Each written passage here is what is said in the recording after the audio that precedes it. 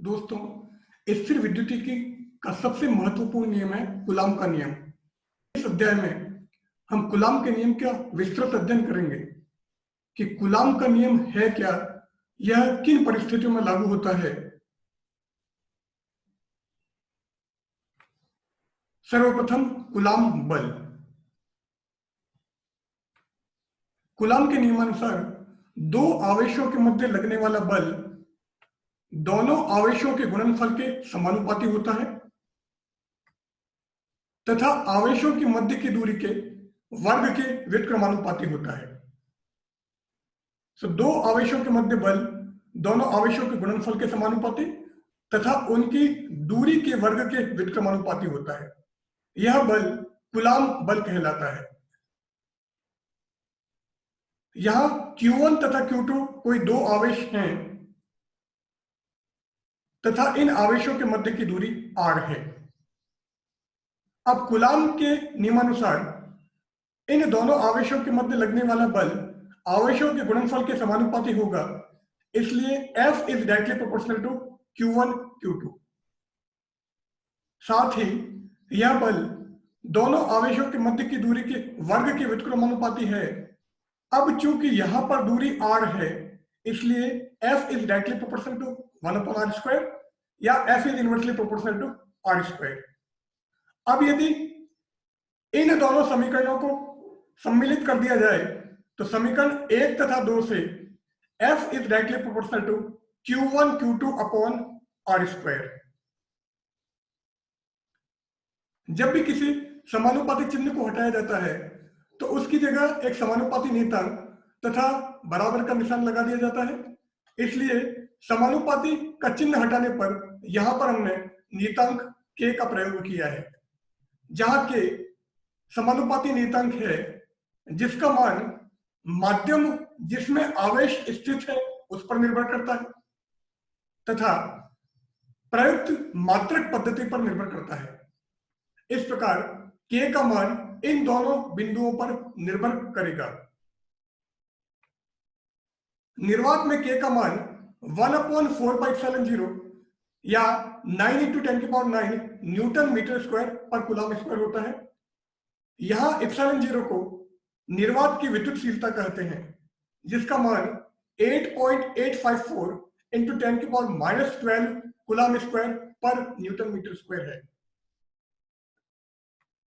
अब यदि दोनों आवेश निर्वात में r दूरी पर स्थित हों तो उनके मध्य लगने वाला बल F vacuum is equal to 1/4πε0 Q1 Q2 upon r²।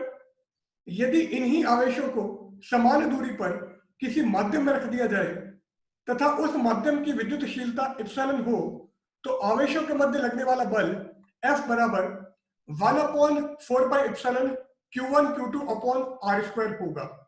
यहां पर F वैक्यूम आवेशों के मध्य निर्वात में लगने वाला बल तथा F मीडियम आवेशों के मध्य माध्यम की उपस्थिति में लगने वाला बल है।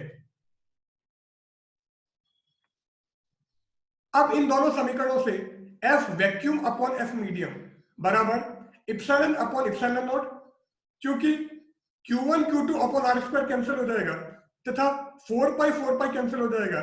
सो F vacuum upon F medium is equal to epsilon upon ε0 equal to εr।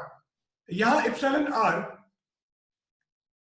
माध्यम की सापेक्ष विद्युतशीलता है तथा k परावैद्युत नियतांक है।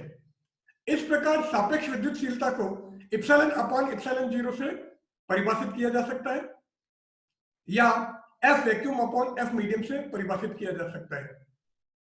इस प्रकार परावैद्युत नियतांक वह नियतांक है जो दो आवेशों के मध्य लगने वाला बल जब आवेश निर्वात में स्थित हो तथा उन्हीं आवेशों के मध्य लगने वाला बल जब आवेश समान दूरी पर हो तथा किसी माध्यम में स्थित हो के अनुपात के बराबर होता है। एप्सिलॉन r सापेक्ष विद्युतशीलता या परावैद्युत नियतांक है। याद रखने योग्य बिंदु। कूलाम का नियम केवल स्थिर तथा बिंदु आवेशों के लिए मान्य है। कूलाम का नियम न्यूटन के तृतीय नियम को संतुष्ट करता है। न्यूटन के तृतीय नियमानुसार प्रथम वस्तु द्वारा द्वितीय वस्तु पर लगने वाला बल द्वितीय वस्तु द्वारा प्रथम वस्तु पर लगने वाले बल के बराबर तथा विपरीत दिशा में होता है। इसी प्रकार कूलाम का नियम प्रथम आवेश द्वारा द्वितीय आवेश पर लगने वाले बल तथा द्वितीय आवेश द्वारा प्रथम आवेश पर लगने वाले बल के समान परिमाण में तथा विपरीत दिशा में होता है। कूलाम के नियम का स्थिर वैद्युतिकी में वही स्थान है जो कि गति के नियमों का गुरुत्वाकर्षण में। इस प्रकार हमारा कूलाम का नियम समाप्त होता है। इस टॉपिक से रिलेटेड जो भी आपके कमेंट हो या क्वेरी हो तो कमेंट बॉक्स में जाके कमेंट कीजिएगा। धन्यवाद।